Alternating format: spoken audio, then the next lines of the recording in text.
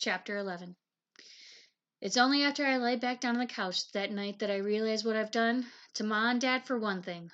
Ma's still awake. I can see the light in the bedroom as Dad goes down the hall, and when I hear their voices, not all of what they say, but enough. Ray, told you I just found out about that dog myself. Secrets from me, you and Marty. Till tomorrow. I would have told you then. Every day, the mail to Judd's place mentions that dog to me and all the time. Up on my own property. Me not even knowing.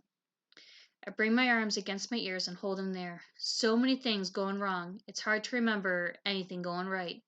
Doc Murphy knows I've got Judd's dog now. Dad's mad at Ma, and we won't know till tomorrow if Shiloh's even going to make it. Worst of all, I brought Shiloh here to keep him from being hurt, and what that German Shepherd done to him was probably worse than anything Judd Travers would have brought himself to do. Short of shooting him anyway. This time when the tears come, I don't even fight. Don't even try holding them back. I must have slept through Dad's going off to work the next morning, 'cause when I wake, Becky's standing beside the couch eating a piece of honey toast and breathing on my face. Darlin's already told me about the dog because she asked right off, "Where's it at? The doggy?" I sit up and tell her the dog's at Doc Murphy's and we'll find out how he is that afternoon. Then I look in the kitchen at Ma. There's a set look that about the lips that means trouble, and that means don't mess with her, 'cause she's already in trouble with Dad. I go outside, pick me a couple wormy peaches, and sit on the stoop eating at them, spitting out the wormy places.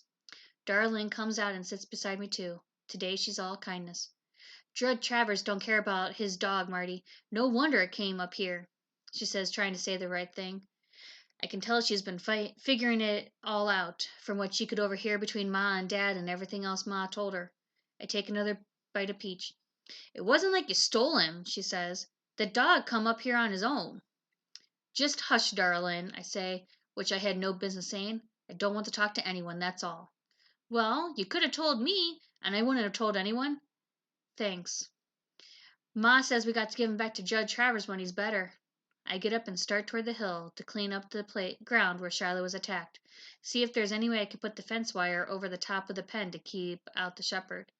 What's his name, Marty? Darling calls after me. Shiloh, I tell her. I'm only halfway up the hill when I hear a car and turn around. It's Mrs. Howard's car, and David's in it. Soon as he sees me, he jumps out, still moving a little, and comes running toward me. I get to stay here today, he yells, waving a kite he's brought with him. Everyone else is going to Parksburg, and I didn't want to go. I look over to Ma and Mrs. Howard are talking. See Ma nodding her head. I get lonely sometimes at our house, but today I want to be with that loneliness.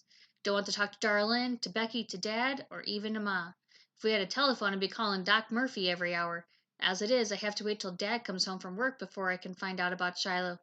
Can't go down there pestering Doc, him with patients to see. What do you want to do? I asked David, trying to dig up at least a little bit of enthusiasm. David and I are in the same grade, even though he's taller and heavier and looks like a junior high already. Try out this kite over in your meadow, he says. I lead him around the long way, away from Shiloh's pen, and he doesn't even notice because he's unwrapping his kite. Made of silk or something. Rich one of his relatives bought him. We stand on the meadow flying the kite, and I watch the blue and yellow and green tail whipping around in the breeze, and I'm thinking about Shiloh's tail, the way it wags. Get a dog on your mind, and it seems to fill up the whole space. Everything you do reminds you of that dog. We bring the kite down later, though. David sees a groundhog, and next thing you know, he's after it. The groundhog zigzagging this way and that. David yelling like crazy. I'm taking your kite back down to the house, David, I yell when I see him getting near Shiloh's pen. He goes off running and yelling. I'm going to get me a handful of soda crackers. You want some peanut butter cracker sandwiches? I call out, trying to get him to follow. And then his yelling stops. Hey, he says. I know he's found the pen, and I walk over. What's this? David asks. Look at the blood on the ground. Hey, what happened here? I go over and yank his arm and make him sit down. He's looking at me bug-eyed. You listen to me, David Howard, I say. Whenever I say David Howard, he knows I'm serious. Only did it twice in my life. Once when he sat on the paper flower pot I made for Ma at school, and once when he saw me with my pants down in the bathroom. That made me really mad. But today I'm not mad. I'm serious. Something awful and terrible happened here, David, and if you ever tell anyone, even your ma and dad, may Jesus make you blind. That's the kind of talk my folks can't stand, but I got it from Grandma Preston herself. Ma says Jesus don't go around making anyone blind, but Grandma Preston always used it as a warning. She went to church Sunday morning and evening both. David's eyes went to David's eyes about to pop out of his head. What? He asks again. You know Jed Travers? He was murdered? No.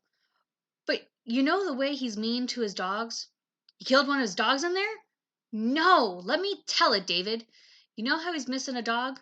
Yeah. Well, it came up here on its own, and I let him stay. I built him a pen, and I kept him a secret and named him Shiloh. David stares at me, then at the blood in the pen, then back at me again. Last night, I tell him, Baker's German Shepherd jumped in the fence and tore him up. We took Shiloh to Doc Murphy, and Judd don't know. David's mouth flies open and hangs there. Wow, he says, then says it again. I tell David how hurt Shiloh was, and how we've got to wait till tonight to see how he is. And then we go to his pen together. David helps me clean up the blood, pulls up all the grass with bloodstains on it, and throw it over the fence into the woods. It's easier somehow with David helping, with David knowing even. If it was me by myself, I'd be thinking again and again how this never would have happened if Shiloh could have gotten away from the shepherd. I look at David and think we're friends for life. When I think of how there are exactly 7 people who know I have Judd Travers' dog, it's only a matter of time before somebody lets it out. Probably Becky. She'll warble it to the first person coming up the lane. Did you ever notice how more a little kid tries not to tell a secret the sooner it gets out? Nothing that child can do is a secret. A secret is just too big for a little kid. What I didn't expect was that at 3:30, before Dad come home, here's Doc Murphy's car chugging up the lane, and he's got Shiloh in the back seat. I'm standing out by the oak tree with David, taking turns on the bag swing. When I see the car and Shiloh's head rising up in the back seat, I'm over to the car in 3 seconds flat. Shiloh? No cry ever sounded so happy as the one that came up my throat. All of us were crowding around the car, Ma and Darlene and Becky and David Howard, and all of us saying, Shiloh, here, boy! And holding out our hands, and Shiloh's trying to lick everything in sight. Patient recovered faster than I thought he would, Doc says, getting his big belly out from behind the steering wheel and standing up. So I figure I'd bring him over myself. And that to Ma. Had patients coming in and out today. I don't know that I wanted them to see the dog. She nodded. I'm going to pay for this, Doc Murphy, I tell him. You send the bill to Dad and he'll pay it, but then I'm paying him. Well, son, that's a generous thing to do, with the dog not even yours, he says. Is he all well now? No, not by a long shot. Think it's going to take a couple of weeks to heal, and I can't promise he'll walk without a limp, but I got him sewn back up and full of antibiotics. If you keep him quiet for a few days and off that leg, I think he'll pull through just fine. If Ma was mad at me before, she's not now. Not the way Shiloh's licking all over both her arms, getting a quick lick at her face every time she bends close. Becky's sticking her hand out for Shiloh to lick, and when he does, she squeals and pulls it back. Shiloh's tail going like crazy. It's like a welcome home party. Ma has me bring in a cardboard box from the shed, and we put an old pillow in the bottom of it and cover it with a clean sheet. And Doc Murphy's lays Shiloh down inside it.